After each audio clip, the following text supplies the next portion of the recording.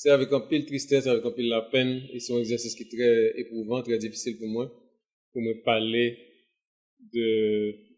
la mort d'un camarade, d'un ami, d'un collègue, d'un complice, et Jean-René Lely, qui quittait nous 19 avril 2022. Et m'a commencé par saluer Irdel Lubin, professeur Irdel Lubin, qui c'est un professeur que moi respecte en pile. Je pense qu'il a fait un travail extrêmement important au niveau de travail social, au niveau de création de groupes de jeunes et au niveau de porter des 109 dans la réflexion qu'il a faite autour du travail social. N'a salué tous frères Jean-René Lely, Louvier Eli, qui sont camarades, que nous très très proches, que nous avons pile d'admiration pour lui et qui a fait un travail extraordinaire au niveau du département sud-est. Et n'a salué tout professeur, tout étudiant et tout responsable administratif et académique faculté sciences humaines, parce que nous connaissons que dans la faculté sciences humaines, c'est un espace que Jean-René Lely, en pile temps, en pile travail, avec en pile créativité, il était quoi en pile dans la faculté, et il contribuait en pile à transformer la faculté, à améliorer la faculté, et à améliorer toute qualité enseignement et recherche qu'a fait dans la faculté de sciences humaines. Et pour me parler de Jean-René Lely, m'a souligné 2-3 éléments qui paraissent anecdotiques, mais qui sont importants pour nous capable comprendre le personnage-là, pour nous comprendre ça veut dire perte énorme que la faculté en fait, que le mouvement social en fait et que le pays en fait en général. Jean-René Lely, c'est un monde qui était toujours coué dans le pays, qui était toujours eu confiance dans le pays, qui était toujours eu confiance dans la culture pays. Et ça, je pense que c'est un plus gros défi que nous avons pour nous relever aujourd'hui. Il faut que nous soyons capables de reconstruire confiance population dans le pays, confiance population dans l'avenir pays, confiance population et identification population à histoire et culture pays. Parce que ça, c'est un plus gros défi que nous avons pour nous relever. Et dans ce sens, nous gagnons pile bagages pour nous apprendre de la vie Jean-René Lely. Dans le niveau ça, m'a simplement signalé 3 bagages. Jean-René Lely, c'est un monde qui sorti dans la zone Kajacmel, qui était fait primaire dans l'école rurale, et qui toujours était attaché à Kajacmel. C'est un monde qui voyageait, qui participe dans un colloque international, qui fait un doctorat en sociologie dans l'Université nationale autonome de Mexico. Mais il a toujours une préoccupation pour rester connecté avec ce qu'a fait Kajacmel, pour rester connecté avec le processus social, avec la lutte sociale, avec le processus de travail, notamment dans la question coopérative, qui a fait dans la zone Kajacmel et dans la zone sud-est en général. Parce que ça, c'est une belle leçon pour que tout le monde qui a fait des études avancées toujours penser comment études ça yo capable de mettre au service pays, au service population et des populations bataille et des populations relever une série de défis, élever population avancer. Donc ça, je pense que ça c'est un premier élément très important, c'est attachement Renol à pays, attachement Renol à culture pays, attachement Renol à histoire pays, attachement Renol à créole. Et Jean-René Lely, par exemple, était toujours en bataille parce que nous travaillons dans plusieurs espaces et tout le temps secrétaire tu as écrit non Renol Lely mal. Il était écrit R-E accent aigu N-O-L. Jean-René Lely dit non, c'est pas vrai. C'est Renol parce que Renol là son mot créole lié. Il était toujours insisté pour écrire R-E-N-O-L. Et une autre petite anecdote comme capable bail, c'est que Jean-René Lely pendant toute ville toujours refusé de mettre rad importé sous dol. Il est toujours habillé avec souliers que cordonnier haïtien fait, avec rad qui fait 100% en Haïti. Donc là, on pensait que son choix qui est important et qui montrait qui gens que c'est un intellectuel qui tape vivre dans un souci de cohérence entre sa pensée, entre sa quoi et entre gens la vivre. Donc, Jean-René Lely, c'est un homme de conviction. C'est un monde qui était quoi dans le pays et qui était vive conviction ça dans tout aspect dans la ville. Jean-René Lely, malgré l'importance de recherche que il fait, l'importance de publication que il fait, et qu'il était pratiquement référence sur la question de réflexion sur la question de la décentralisation, c'est un monde qui a toujours été très simple. C'est pas un monde qui a fait grand papa, c'est pas un monde qui a fait gros tapage médiatique, c'est pas un monde qui a parlé de lui-même, c'est un monde qui toujours gagne un esprit de serviteur, de mettre le service de population, au service de le cap mené, il est toujours disponible pour l'accompagner lutte ça. Donc là, on pense que c'est des éléments importants et là, il est fondamental que nous-mêmes, et en particulier jeunes qui a venu aujourd'hui, que connaît il y a des gens qui ont Jean-Renan Lely, il y a des gens de conviction, des gens qui sont des haïtiens 100% et qui vivent d'après conviction ça, dans cohérence avec conviction ça, et qui toujours décidé de défendre la bataille que le peuple haïtien a menée. Alors, on t'a parlé en pile de expérience personnellement avec Jean-Renan Lely. Même a choisi 4 à 5 éléments qui sont capables d'illustrer des points forts et des moments forts dans l'extraordinaire collaboration fraternelle et solidaire que nous gagnons avec Jean-Renan Lely depuis les années 80. En 1980, nous fondons un groupe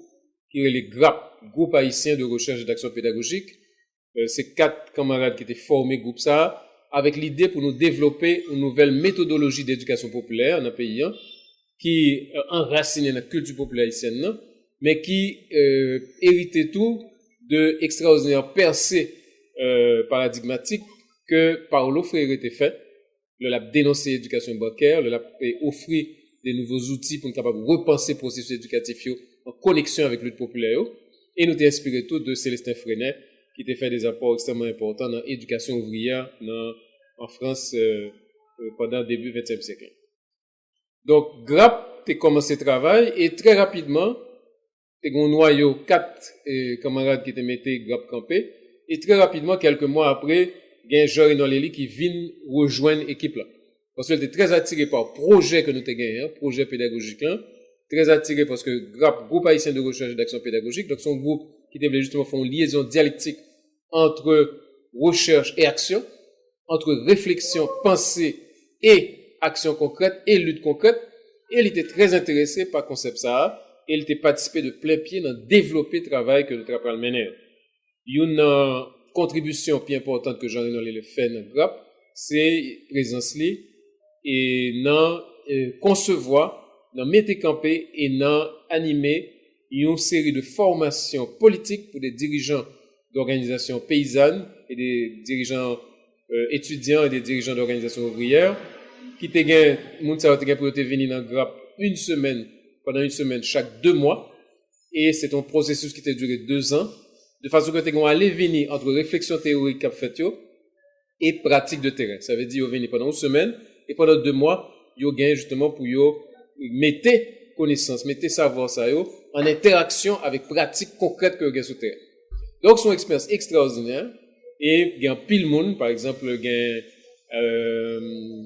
a un pile monde qui est dans la faculté de sciences humaines, je veux dire professeur, il y a un pile militant qui ont des organisations de gauche, etc., qui ont participé dans le processus de formation ça. Et pendant que tu es dans le GRAP, Jean-Renan Lely a participé activement à un débat qui a fait autour de la rédaction de la Constitution de 87. Et Jean-Renan Lely, c'est un monde qui a contribué en pile dans la discussion qui a faite entre 2 termes, qui c'est section rurale et section communale. Et Jean-Renan Lely t'a montré, par exemple, que terme section rurale là sont termes qui sont expressions manifestes de comment que tu as essayé de couper pays en 2 et expression manifeste de apartheid contre le secteur paysan dans le pays d'Haïti. Et il était montré, il a publié plusieurs articles qui paraissent dans Nouvelliste pour montrer que nous ne pas qu'à parler de section rurale encore, qu'on parler de section communale, dans un nouvel esprit de justement favoriser la participation des masses dans les processus de décision politique. Donc ça, c'est, on t'a dit, un premier bloc d'expérience extrêmement intéressant que nous faisons avec Jean-Renan Lely dans GRAP, et côté que Jean-Renan Lely publiait plusieurs textes à partir de l'expérience ça. Et je t'ai dit tout à l'heure, Jean-Renan Lely, c'est un monde qui était remet créole en pile et qui était très soucieux de produire des textes en créole. Et en même temps, il était très soucieux de faire des recherches avec un pile rigueur, mais en même temps réfléchir sur comment la communiquer recherche ça. Comment que l'a établi des processus de communication avec population qui est en lutte, avec organisation qui a gourmet, organisation qui a réfléchi, organisation qui a travaillé. Et dans ce sens, il était, par exemple, fait des dessins, côté que c'est lui-même même qui illustrait et documents de façon que documents capable de servir puis plus et côté que illustration servi comme base pour que les alimenter réflexion qu'a fait. Et un deuxième bloc d'expérience que moi fait avec Jean-René Lely, c'est à la faculté des sciences humaines. Donc moi, j'ai commencé à enseigner dans l'Université de l'État en 1980, et j'ai enseigné dans INAGE. Et en 1989, moi, quitté INAGE et moi, j'ai commencé à enseigner dans la faculté des sciences humaines. Et au cours des années 80, 89, 90, 91, 92, il y a un noyau professeur qui était là dans Guy Allemand, qui était là dans Jean-René Lely, qui était là dans Charles Vaub, qui était là dans moi-même, qui t'a réfléchi en pile sur cursus académique là, sur curriculum facultaire, parce que nous étions en présence d'un curriculum qui était assez daté. Donc il y a tout un ensemble de nouvelles connaissances scientifiques qui t'a développé, il y a tout un ensemble de nouveaux courants méthodologiques qui t'a développé, et nous t'avons réfléchi pour nous voir comment nous améliorer le curriculum facultaire. Et Jean-René Lely, c'est un monde qui était travaille en pile dans la question ça, qui va en pile nuit, en pile réunion pour être capable de contribuer à redéfinir le curriculum facultaire. Et je dis en pile cours qui gagne dans facultaire, c'est des cours que René Lely a défini et te concevoir. Et il me pensait que ça, c'est une contribution extraordinaire. On a amélioré l'enseignement, amélioré, disons, le processus académique dans la faculté des sciences humaines. Pendant que nous étions ensemble dans la faculté des sciences humaines, il y a deux bagages importants. C'est le fait que Jean-René Lely, dès le départ, même Jean dans GRAP, côté que était à l'intérieur du processus d'éducation populaire, il était toujours à réfléchir sur comment connecter activité académique de formation et de recherche qu'a fait dans la faculté avec processus social. Et il a créé un département de la faculté des sciences humaines qui est l'unité de formation continue et d'extension universitaire.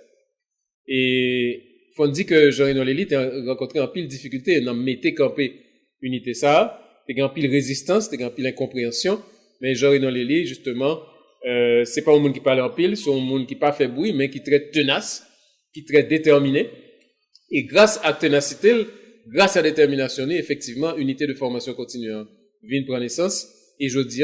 faculté de sciences humaines, c'est une rare faculté qui gagne une unité d'extension universitaire qui a marché bien et qui permettent que processus de formation qu'a fait dans la faculté, recherche qu'a fait dans la formation dans la faculté, de connecter avec des processus sociaux plus larges et qui permettent tout que, en pile étudiants, dans un champ d'expérimentation et de travail directement avec les organisations sociales, côté que you're capable de consolider formation académique à travers une interaction directe avec acteurs sociaux qui sont terrain. Donc là, je pense que un très grand mérite de Jean-René Lely de ce que tu mettez campé unité ça. Même Jean, un peu plus tard, il pourra le mettre campé au département qui travaille sur la question de l'économie sociale et solidaire. Et alors, dans la faculté des sciences humaines, il y en a un cours que m'enseigné, c'est depuis 1989 jusqu'à présent, c'est le cours de sociologie des organisations. Et dans la sociologie des organisations, nous gagnons un chapitre important, central, sur la question des organisations paysannes. Et dans ce sens, je suis capable de dire que moi inspire un pile de réflexions Jean-René Lely. Par exemple, Jean-René Lely, c'est un monde qui n'est pas du tout d'accord avec terminologie que nous joignons dans la plupart des textes sur les organisations paysannes. Côté on dit les organisations traditionnelles de la paysannerie haïtienne. Et Jean-René Lely dit, leur fait dichotomie organisation traditionnelle, organisation moderne, ou tout jeter une série de stigmatisation sur l'organisation paysanne, montrer que c'est des bagailles qui en voie de disparition, des bagailles dépassées, etc. Alors que Léon était très contre, il était pensé que justement, réflexion sur l'organisation doit tenir compte de vivacité, de créativité, de résistance admirable que paysans ont opposé à un modèle de société et des modèles de politique publique qui est en général très anti-paysans. Donc, je suis capable de dire que enseignement, moi, dans la sociologie des organisations, nous, toujours en dialogue avec Jean-René Lely, sur recherche que tu fait, et m'a tout profité, faire une demande que nous sommes capables de travailler pour nous publier les œuvres complètes de Jean-René Lely, en particulier, thèse de doctorat que les présentée sur les organisations paysannes haïtiennes dans UNAM, qui pas jamais traduit, qui est jusqu'à présent en espagnol, dans la bibliothèque facultaire. Et je pensais que ça, en dans thèse, nous avons traduire en créole, nous avons traduire en français, et diffuser-les, parce que en dans tel ça, il y a une série de connaissances, une série d'informations, c'est là seulement joignant. Ou pas joignant à quel autre côté dans le pays. Donc, c'est un document très précieux qui t'a mérité diffuser, qui t'a mérité que y ait plus de monde qui connaît et qui est capable d'utiliser. Troisième bloc d'expérience que je suis capable de parler de lui avec Jean-René Lely, c'est au niveau de PAPDA. Et nous connaissons que dans PAPDA, nous avons gagné, à partir des années 98, nous avons 3 programmes. Nous avons un programme de plaidoyer pour la souveraineté alimentaire, un programme de plaidoyer pour l'intégration alternative et un programme de plaidoyer pour la démocratie participative. Et dans le programme de plaidoyer pour la démocratie participative, là, Jean Reynold pour investir à fond dans le programme ça, parce que justement, il rejoint une problématique qui était plus intéressée, Jean Reynold Lely, qui est la problématique de la décentralisation, la problématique des collectivités territoriales et la problématique de réfléchir sur l'architecture de l'État qui permettent que, effectivement, nous casser avec apartheid, exclusion permanente des masses que l'État oligarchique haïtien instituait. Donc, Jean Reynold Lely était très conscient que Constitution 87 là, il établit des zones de rupture avec État oligarchique traditionnel concentré, mais en même temps, par exemple, Constitution 87 a créé les collectivités territoriales, il élargit par exemple les espaces d'élection et de participation citoyenne, mais dans la réalité, nous avons un État oligarchique qui a résisté et qui a toujours été hyper concentré. Et dans ce sens-là, avec Jean Reynold Lely, nous avons regardé comment, au niveau des communautés paysannes, au niveau des communautés populaires, comment nous sommes capables de créer des mécanismes qui permettent qu'effectivement, nous prenions acquis qui gagne la Constitution 87 là, du point de vue de la participation, et nous transformions en changement, en processus de changement des rapports de pouvoir qui existaient dans la société en général. Donc, c'est au cours de l'expérience que Jean Reynold Lely a produit 2 ouvrages majeurs qui considérés aujourd'hui comme référence incontournable sur la question de la décentralisation, côté que il a écrit 2 livres sur la question de la décentralisation, et je pensais que au niveau de la PAPDA, tout le monde est vraiment enrichi à partir de recherches que Jean Reynold Lely a fait sur la question de la décentralisation. Et dans recherche bien sûr, il était irrigué par toute connaissance concrète que le gagnait de milieu paysan, par le travail qu'il a fait directement sur les coopératives, notamment dans le département du Sud-Est, et vécu que il gagnait avec différentes organisations paysannes, parce que Jean Reynold Lely, tout en enseignant à la faculté des sciences humaines, en faisant des recherches à la faculté des sciences humaines, il a toujours été connecté avec terrain, toujours été connecté avec l'organisation paysanne, et jusqu'à récemment, le livre très malade et puis Martissan vient bloqué, c'est un monde qui chaque semaine toujours retournait la Kaili, Jacques Mel, pour le travail concrètement avec un ensemble de processus sociaux dans la zone. Et donc, ça, c'est une expérience extrêmement marquante. Et dernier bagage que m'a souligné, c'est participation Jean Reynold Lely dans un espace que PAPDA, ICKL, SACS, SOFA et PAGE, ITK créé depuis une quinzaine d'années, qui c'est Université populaire d'été. Université populaire d'été, c'est un espace côté que nous réunit des dirigeants d'organisations de base, des dirigeants d'organisations paysannes, des dirigeants d'organisations étudiantes, universitaires, organisations de jeunes, organisations de quartier populaire, pour nous faire une réflexion, côté que justement nous casser avec stéréotypes traditionnels qui pensaient que le savoir est produit forcément par l'académie, par une série d'experts, savants, etc. Mais pour nous montrer que gagner un savoir populaire, un ensemble de connaissances que la population a développées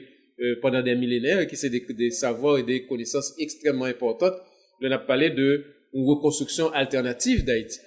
Donc, Jean Reynold Lely n'a pas qu'à compter combien d'ateliers qu'il y a animés dans l'université populaire là, et en particulier autour du thème de l'économie sociale et solidaire, qui était un thème de prédilection pour Jean Reynold Lely, notamment et pendant la période 2018, 2017, 2020, côté université populaire là, t'es chita sous thème économie sociale et solidaire. Ça veut dire comment nous capables de mettre en place des processus de production, des processus de création de richesse qui pas reproduit les mécanismes de l'exploitation capitaliste, des rapports d'exploitation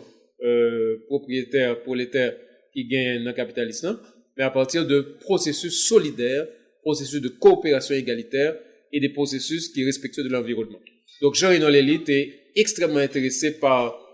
ça, et il était en train de préparer un texte global sur l'économie sociale et solidaire qui malheureusement inachevé.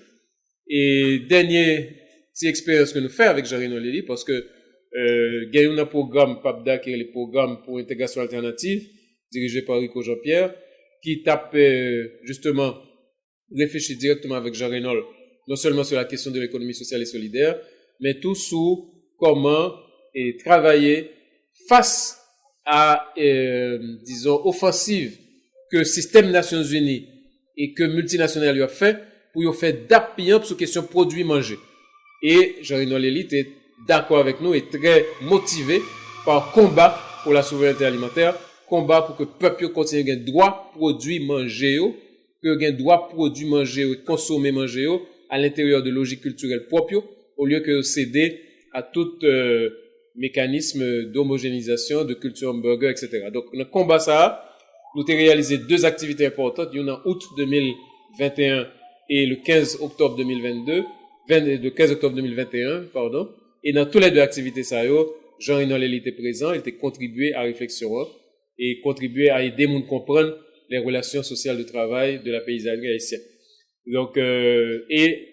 texte ça que Jean-René Lély a préparé ensemble avec le programme Intégration Alternative que Rico a dirigé, son texte inachevé malheureusement,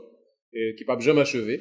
mais qui était comme un héritage précieux que Jean-René Lély baille dans tout effort que l'a fait pour que savoir, les connaissances, les expériences, les mettait au service de dynamique de changement social, de dynamique de transformation sociale et dynamique de lutte pour la liberté et le bien-être. Donc, c'est avec un pile douleur qu'on a pu saluer départ Jean-René Lély et nous-mêmes nous engager nous pour que non seulement nous continuer diffuser les idées, les expériences et les travaux de Jean-René Lély, par exemple, de suggérer que il y a un effort qui est fait pour nous publier les œuvres complètes de Jean-René Lély. Et le taboto qui a fait des vidéos qui reproduisent des interventions orales que Jean-René Lély fait dans plusieurs séminaires. Donc, un riche héritage et nous partager d'où leur famille, nous partager d'où leurs amis, d'où leurs collègues. Nous connaissons un moment extrêmement difficile, en particulier pour Iodel et sa fille, et leur fille, Saïda. Et nous disons que n'a pas avec eux, même gens que n'a continué à défendre valeurs que Jean-René Lély a défendu, dans le même cadre et dans la même dynamique d'intégrité, et dans le même cadre et dans la dynamique de sobriété. Parce que dans ce sens-là, je veux dire, l'humanité a besoin de retourner à une civilisation de sobriété. Je veux dire, nous avons un système capitaliste qui a gaspillé les ressources planète-là, qui a gaspillé les ressources non renouvelables, qui a épuisé bien naturel pour être capable de gagner un maximum de plus-value. Et il est clair que nous avons besoin de passer à une civilisation de la sobriété qui est en contradiction totale avec le modèle de surconsommation que le capitalisme a institué. Et Jean-René Lély, c'est vraiment un monde qui était paré pour le capable d'entrer dans la civilisation de la sobriété. Ça, et nous croyons que nous avons pile exemple, en pile force, en pile inspiration que nous sommes capables de tirer de vie admirable que Jean-René Lély menait et de travail, de combat que nous menait depuis plus de 40 ans.